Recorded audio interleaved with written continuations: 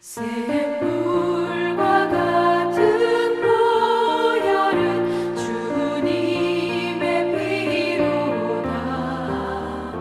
보혈의 죄를 씻으면 정하게 되겠네.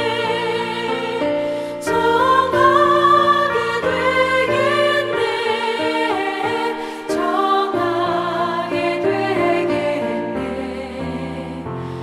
보혈의 죄를 씻으면 정하게 되겠네. 저도 적회개하고서 보혈에 씻었네. 저도 적같은 이 몸도 죄 씻기 원하네. 죄 씻기 원하네. 죄 씻기 원하네. 저도 적같은 이 몸도 죄 씻기 원하네. 죄속함 받은 백성은 영생을 얻겠네. 샘솟듯 하는 피관세 한없이 크도다. 한없이 크도다. 한없이 크도다. 샘솟듯 하는 피관세 한없이 크도다.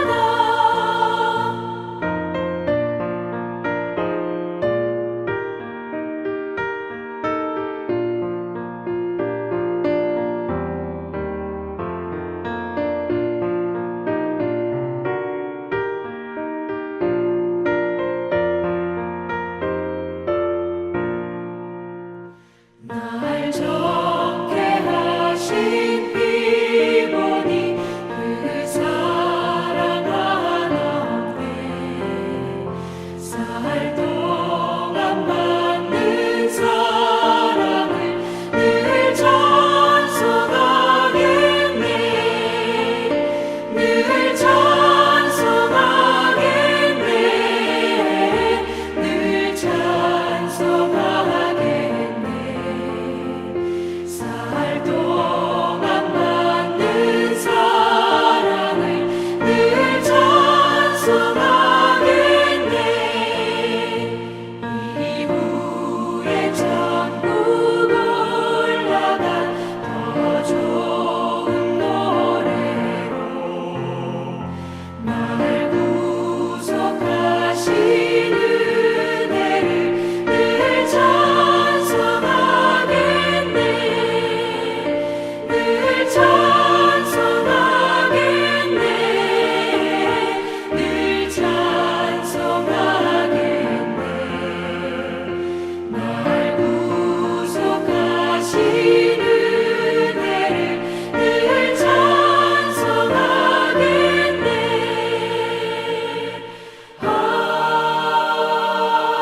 아멘. 사랑과 은혜가 충만하신 우리 아버지 하나님, 우리 가운데에는 하나님의 아들 예수 그리스도의 피가 있는 줄로 믿나이다. 그 영원히 사라지지 않는 보혈, 그 한없는 하나님의 사랑, 그 사랑 간직하고 살아가는 저희들, 한날을 살 때에 우리의 뜻이 아니요, 우리의 생각이 아니요, 우리의 연약한 능력이 아니요, 오직 크신 능력과 그리스도 예수의 은혜와 그의 뜻 가운데 머물러 살아가게 하여 주옵소서. 저희가 연약한 연고는 얼마나 약한 사람들이 주의 뜻을 벗어나기 쉬운지 모릅니다. 주께서 이미 말씀하셨습니다. 진실로 우리는 제 갈 길로 가기를 좋아하는 양과 같다라고 말씀하셨습니다. 주의 은혜 가운데 저희의 길이 주의 뜻 안에 있기를 원하옵고 주의 품 안에서 젖된 아이가 그 어미의 품을 바라보듯 하나님 말을 바라보는 삶이 되기를 원합니다. 성령님 도우시고 인도하셔서 한나라의 삶이 그와 같이 주의 품 안에 머물 수 있는 저희들의 삶이 되게 하여 주옵소서. 그 안에서 위로를 얻게 하여 주옵시며 그 안에서 치료함을 받게 하여 주옵시며 그 안에서 회복되게 하여 주옵시며 그 안에서 배부르게 채우시는 하나님의 풍성함을 경험할 수 있는 한날 되게 하옵실 때에 오직 주 앞에 기도와 간구의 삶을 살아가게 하여 주옵소서. 예수님 이름으로 기도하옵나이다. 아멘. 오늘 함께 대하실 말씀은 사무엘하 12장 1절부터 6절 말씀입니다. 구약성경 479면에 해당하고 사무엘하 12장 1절부터 6절 말씀을 한 절씩 번갈아서 읽어보지요. 12장 1절부터 6절입니다. 제가 먼저 1절 읽습니다. 여호와께서 나단을 다윗에게 보내시니 그가 다윗에게 가서 그에게 이르되 한 성읍에 두 사람이 있는데 한 사람은 부하고 한 사람은 가난하니 가난한 사람은 아무것도 없고 자기가 사서 기르는 작은 암양 새끼 한 마리뿐이라. 그 암양 새끼는 그와 그의 자식과 함께 자라며 그가 먹는 것을 먹으며 그의 잔으로 마시며 그의 품에 누움으로 그에게 딸처럼 되었거늘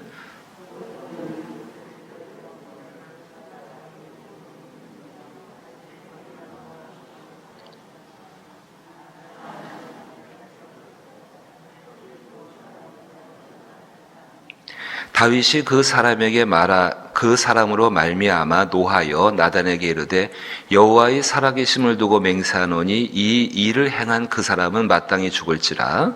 그가 불쌍히 여기지 아니하고 이런 일을 행하였으니 그 양 새끼를 4배나 갚아 주어야 하리라 한지라. 아멘.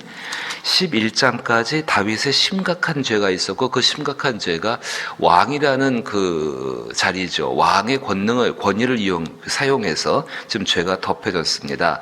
이제 12장에 들어가서는 하나님께서 이 죄를 지적하신다. 그 죄를 지적하신다는 모습보다도 하나님께서 이 죄로부터 다윗을 건져내시는 과정으로 12장을 살펴보시면 좋겠습니다. 시편 34편이나 혹은 시편 51편 다윗의 죄 가운데 눌려있을 때의 굉장히 깊은 고통들을 나타내는 시이고 특별히 시편 51편은 우리가 잘 알고 있는 것처럼 깊은 회개의 시라고 알려지고 있는데 그 시에 나오는 그 다윗의 마음을 끌어내시는 그 하나님의 모습을 보는 것이 참 중요합니다. 오셔가지고 죄를 요거 네 죄야라고 지적하시는 그 모습도 분명히 있습니다.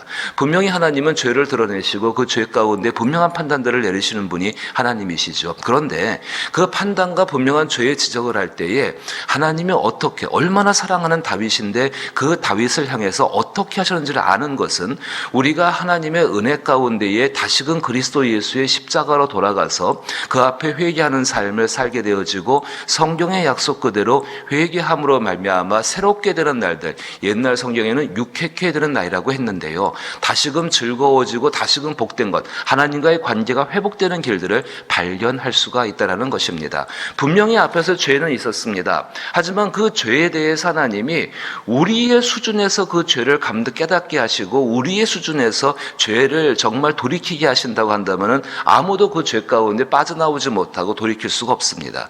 우리 자신들이 도저히 우리 안에 있는 죄들을 우리의 조금 이렇게 지각을 가지고 죄는 발견할 수 있을지 모르지만은 그 죄 가운데 깊이 숨겨져 있고 죄가 무엇을 이용했는지를 판단해낸다는 것은 그 지혜는 보통 지혜가 아닙니다. 하지만 하나님께서 이렇게 행하시는 방법들을 살펴볼 때에 우리도 성령님이 우리 안에서 우리의 연약함과 우리의 죄들을 끌어내실 때에 어떻게 하시는지, 그래서 그전까지 이것이 정말 죄가 아니었는데 난 잘 몰랐는데 그런 것이 아니라 다시금 이것을 가지고 돌아와 봄으로 말미암아 하나님 앞에 새롭게 기도할 수 있는 기도의 제목들을 얻을 수 있고 간구할 수가 있다는 것입니다. 개인적인 문제뿐만이 아닙니다. 이 나라와 이 민족들 공동체 문제 가운데도 깊이 숨겨져 있는 이런 문제들 속에서 우리는 성령님의 지혜 가운데 들어가 들어갈 수가 있고 발견할 수 있고 또 그로 말미암아 주 앞에 기도할 수 있다는 것을 기억하시길 바랍니다. 자, 보십시다. 12장 1절 오시면은 여호와께서 나단을 다윗에게 보내니 이랬습니다. 나단 선지자입니다. 어떤 선지자이냐면은 다윗이 가장 힘들었을 때에 다윗의 길을 인도했던 선지자입니다. 나단 선지자가 이 다윗이 아둘람굴 정말로 이렇게 가장 힘들어서 아무것도 없고 힘이 없을 때에 이 다윗을 찾아와서 다윗의 길을 인도해줬고 여기까지 이 다윗의 영적인 지도자로서 이끌어왔던 사람이 나단 선지자입니다. 여호와께서 나단을 다윗에게 보내시니, 자, 보내실 때에 뒤에 나단이 이 다윗이 한 일을 정말로 비밀리에 숨겨졌다고 생각한 일인데 이 나단이 알고 왔을까요? 모르고 왔을까요? 당연히 알고 왔죠. 하나님께서 나단을 다윗에게 보내실 때에 이 글에는 성경에는 써 있지 않지만은 하나님께서 아무것도 모른 채 나단을 보냈겠습니까? 그렇지 않습니다. 하나님께서 분명히 다윗에게 하실 말씀이 있다 한다면은 그 나단 선지자에게 이러이러한 것이 다윗에게 있고 이러이러한 것 때문에 너는 말씀을 준비해서 이 말을 전하라고 분명히 보내고 계시는 것입니다. 그 왔습니다. 자, 여호와께서 나단을 다윗에게 보내시니 그가 다윗에게 가서 그에게 이르되 그 다음에 아니 당신 어떻게 그 우리아가 어떤 사람인데 그 우리아의 밧세바에게 아무리 마음이 있다고 하지만 당신 그렇게 할 수가 있습니까? 당신은 왕 아닙니까? 얼마든지 다른 방법이 정말 있고 그거 꼭 그래야 했습니까? 라고 다윗을 지적할 수 있고 다윗에게 당신이 지금 범한 죄가 한두 가지입니까? 당장 율법을 범하셨지요, 살인죄를 저질렀지요, 뭐 많이 했죠, 뭐 했죠, 얼마든지 말할 수 있는 선지자입니다. 근데 이 선지자가 말하는 태도를 보십시오. 여기부터 하나님이 우리를 대하시는, 특별히 죄를 가지고 있는 정말 불쌍한 사람, 사람은 불쌍히 여기시지만 죄는 미워하시는 그 하나님이 죄를 가지고 있는 사람을 대하는 태도, 이 마음으로부터 그리스도 예수를 우리 가운데 보내신 하나님의 마음을 우리는 볼 수가 있습니다. 자, 보세요. 나단 선지자가 그에게 이르되 한 성읍에 두 사람이 있는데 한 사람은 부하고 한 사람은 가난하니 그 부한 사람은 양과 소가 심이 많으나 가난한 사람은 아무것도 없고 자기가 사서 기르는 작은 암양 새끼 한 마리뿐이라. 그 암양 새끼는 그와 그의 자식과 함께 자라며 그가 먹는 것을 먹으며 그의 잔으로 마시며 그의 품에 누움으로 그에게 딸처럼 되었거늘 굉장히 그 한 마리의 암양은 이 가난한 사람에게 굉장히 소중한 존재입니다. 근데 4절 말씀 보세요. 어떤 행인들이 그 부자에게 오매 부자가 자기에게 온 행인을 위하여 자기의 양과 소를 아껴 잡지 아니하고 가난한 사람의 양 새끼를 빼앗다가 자기에게 온 사람을 위하여 잡았나이다 하니라고 이야기를 합니다. 우리 그 밑에 말씀을 보지 마시고 그 두 구절 말씀만 한번 가지고 생각을 해보십시다. 자, 3절과 4절입니다. 아주 가난한 사람이 자기의 딸처럼 사랑하는 그 소중한 사람, 그 사람의 전부이죠. 그 사람의 전부가 있는데 아주 부자인 사람, 힘이 있는 사람이죠. 그 사람이 행인이 왔다고 합니다. 나그네를 대접하기 위해서, 그것도 율법 중에 한 가지니까는요. 대접하기 위해서 그 자기의 양이 아니라 많은 자기의 양과 소떼 중에 잡은 것이 아니라 그 가난한 사람 것을 갖다가 뺏어다가, 그 가난한 사람 것이 어떤 것이냐면은 딸처럼 귀중하게 여기는 바로 그것인데 그것을 빼앗아 올 때에 그 가난한 사람이 양을 순순히 아이고 여기 있습니다, 부자님 가져가십시오, 그러고 내놓았겠습니까? 온갖 아픔과 온갖 고통을 다 멸시하고 무시하고 해서 그 양을 빼앗았겠죠. 그래서 잡아가지고 그 손님을 대접했습니다. 손님을, 나그네를 대접하라는 그 당시의 율법을 잘 지킨 거죠. 자, 보십시다. 이제 3절 4절 말씀 가지고 생각해 보세요. 이게 상식적인 일입니까? 이게 과연 상식적인 일일까요?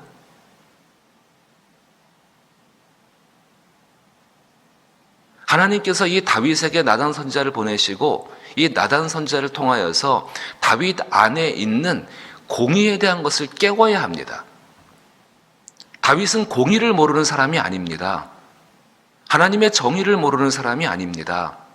근데 지금 다윗에게 있는 심각한 문제는 그 죄로 인해서 뭐가 지금 완전히 잠들어 버렸냐면은 다윗 안에 하나님께 대한 공의가, 그 하나님의 정의가, 그거에 대한 감각이 잠들어 버렸습니다. 그래서 자기의 죄를 발견할 수가 없는 것입니다.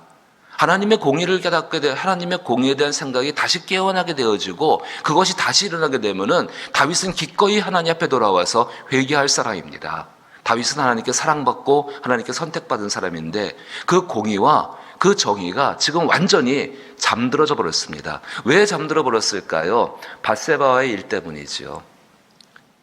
정말로 디도서 2장 말씀 그대로 자기의 세상의 정욕을 버리지 않고 경건치 않은 그 태도가 완전히 정욕 가운데 취해버리게 했었고 그 죄가 주는 달콤하고 쾌락된 것, 특별히 하나님이 이 일을 감찰하지 않으시나 봐, 하나님이 생각하지 않으시나 봐 하고 그 하나님에 대한, 분명히 다윗만 건도 있습니다. 분명히 임신을 했고 임신해서 태어나려면 1년 정도의 시간이 걸리잖아요. 다윗이 항통한 이 죄 가운데 있던 사람이 아니라 그렇게 죄를 짓고 나서 얼마나 그 마음 가운데 불안하고 염려가 있겠습니까? 사람도 그래요. 첫 번째 한 가지에 하나님 앞에 실수를 하고 죄를 짓게 되면은요, 마음이 굉장히 두근거리고 콩닥콩닥거립니다. 이런 경우가 있죠. 어떤 분이 하나님 앞에 11조를 드리고 작정했습니다. 근데 그 11조를 첫 번째 어떤 이유든 간에 약속을 깼습니다. 첫 번째는 굉장히 불안하고 굉장히 염려되고 굉장히 당장 지금 하늘에서 불이 확 내려가지고 어떻게 될 것 같은데, 두 번째는요, 좀 나아요. 세 번째는요, 좀 더 편안해져요. 네 번째는요, 주일 성수 똑같지 않습니까? 하나님 앞에 꼭 교회에 나와서 예배 드리는 것만이 주일 성수는 아니죠. 이제 우리 깨닫습니다. 정말로 6일 가운데 하나님 앞에 열심히 일하고 마지막 하루, 그 7일 마지막 날을 갖다가 7째 날을 하나님 앞에 안식하는 것, 쉬는 것, 안식하며 쉬면서 영적인 유익을 위해서 무엇인가를 하려고 하는 것, 그것이 장소와 환경이 교회라면 더욱더 좋겠지만은 그렇지 못할 때에 분명히 그 중심 안에 있는 것, 그것은 지켜나가야 합니다. 아마도 코로나19 때문에 그런 것들 많이 경험하셨을 것 같아요. 첫 번째는 예배를 교회 가서 못 드린다고 하니까 불안하고 염려되어져 가지고 집에서라도 어떻게 하는지 갖다 의복을 딱 입으시고 바르게 앉아서 예배 드리는데요, 시간 조금 지나면은요, 조금씩 이렇게 경건했던 마음들은 사라지게 되어지고 나중엔 편안해져요. 요즘에는 그런 분들 안 계시라 생각되지만은 유튜브 보게 되면 다 안 보시는 것 같아요. 빨리빨리 지나가지고 중요한 장면만 다 캐치해서 보시는 분도 계시다고 하는데 그러진 않았으면 좋겠습니다. 마음이 달라지는 것이죠. 자, 보십시오. 하나님께서 이 다윗을 갖다 돌아오게 하실 때 뭐를 먼저 하시는가? 그의 양심 안에, 그의 마음 안에 구원받은 사람입니다. 구원받은 사람 안에 있는 하나님께 대한 공의와 정의에 대한 생각들을 깨우십니다. 상대방을 바라보는 것이 아닙니다. 나 자신의 문제입니다. 깨우실 때 어떻게 깨우시는가? 상식적인 것을 다시금 일깨우십니다. 지금 여기 나온 2절의 말씀, 3절과 4절의 말씀은 지극히 상식적인 것입니다. 만약에 우리가 이것을 봤다고 한번 생각해 보십시오. 그럼 누가 나쁘다고 당연히 말하겠습니까? 당연히 4절에 나오는 어떤 부자가 나쁘다고 말하지 않습니까? 당연히 상식적이고 지극히 상식적인 이야기입니다. 이 상식을 통해서 다윗의 공의를 깨웁니다. 굉장히 중요한 표현 한 가지가 등장합니다. 자, 보십시오. 세상 가운데 하나님께서는 공의와 정의가 하수처럼 흐르길 원하십니다. 세상 가운데 정말로 정의가 충만하고 공의가 가득한, 하나님의 공의가 가득한 세상이 만들어 가시는 것이 하나님의 일이십니다. 그 공의를 깃발이라고 한번 생각해 보십시다.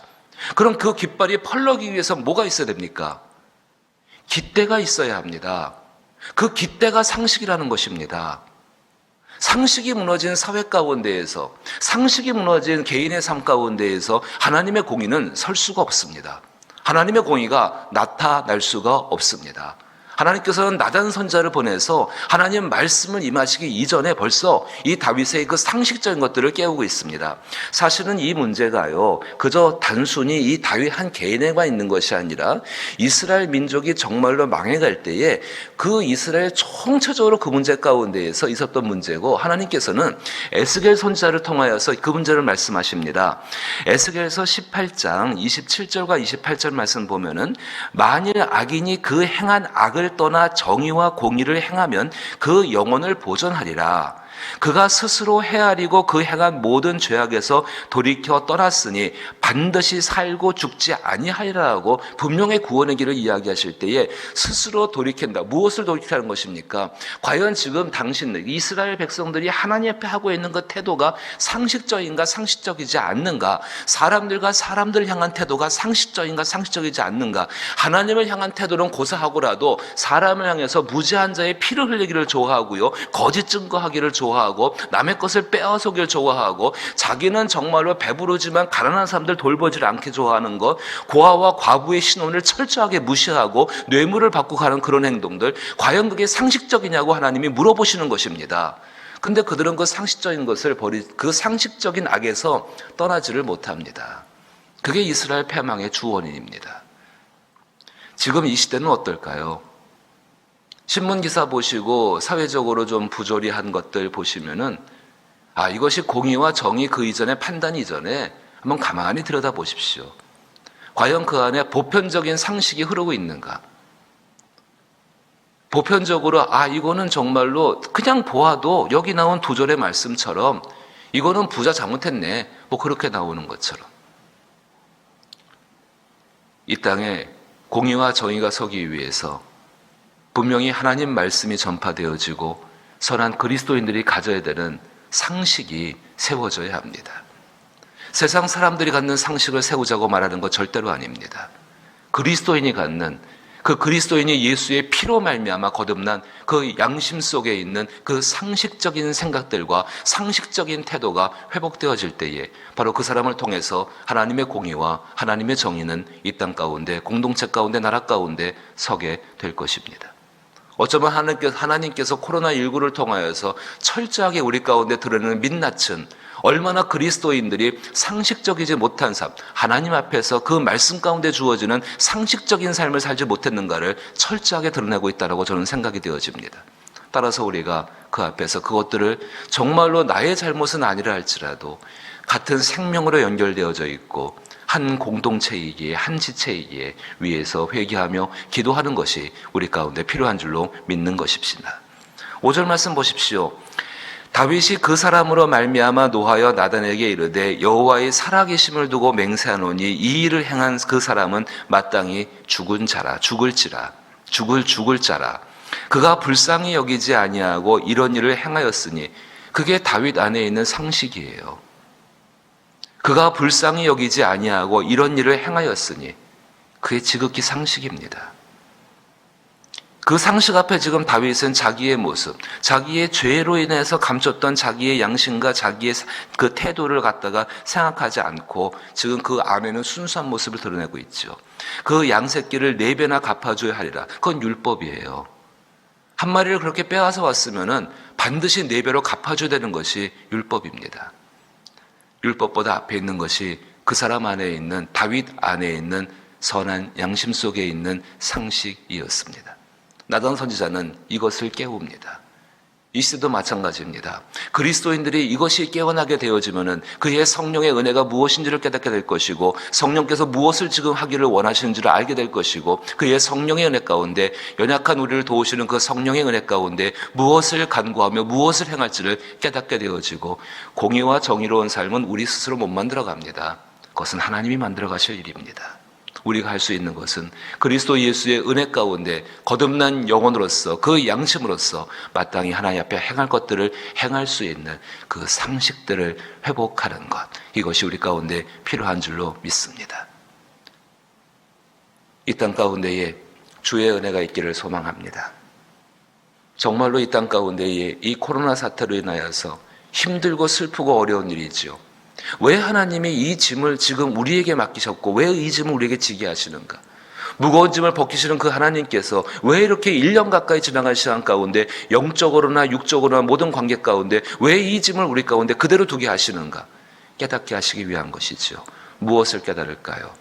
과연 하나님, 나는 하나님 앞에 살아가는 나의 삶의 태도가, 나 자신이 하나님 앞에 과연 말씀 속에 있는 상식 속에 머물렀습니까?